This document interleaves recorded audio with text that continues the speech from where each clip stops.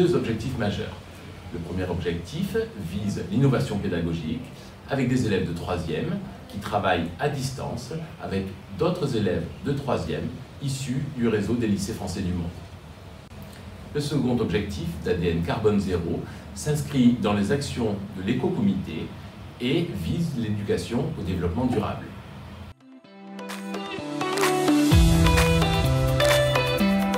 Vous voyez ici les productions des élèves réalisées dans le cadre du programme ADN Carbone Zéro, travail artistique sur le regard mené avec les classes de 3e du lycée français de Douala au Cameroun.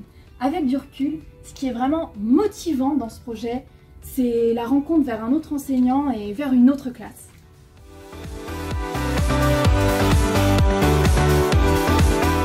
Il y a plusieurs classes de 3e qui ont participé à ADN Carbone Zéro. Certains élèves ont pu travailler en français avec le lycée français d'Équité, en anglais avec une classe du lycée Mendes France à Tunis, en espagnol et en allemand avec le lycée français de Pékin, même avec le lycée français de Douala au Cameroun en arts plastiques.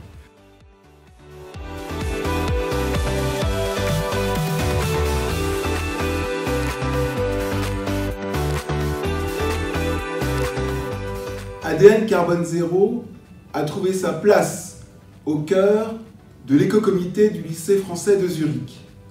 À partir du deuxième trimestre, le travail d'éducation au développement durable a été lancé.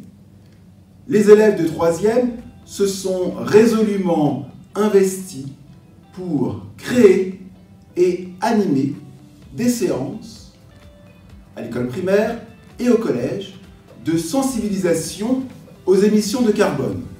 À leur suite, tout le lycée français de Zurich s'est mobilisé pour cette très belle journée ADN Carbone Zéro. Aujourd'hui, c'est la journée ADN Carbone Zéro, alors on est tous motivés pour faire des petits gestes pour la planète. Zéro connexion avec les réseaux sociaux, on fait attention à l'eau, repas végétarien, zéro reste dans l'assiette à la cantine et on rentre en transport en commun. Et bien sûr, à la maison, on calcule son empreinte carbone avec l'application Hiroko. Ce qui est étonnant avec le programme ADN Carbone Zéro, c'est de constater qu'un projet à destination des élèves de 3e rayonne en réalité dans tout l'établissement, et ce jusqu'aux classes de primaire.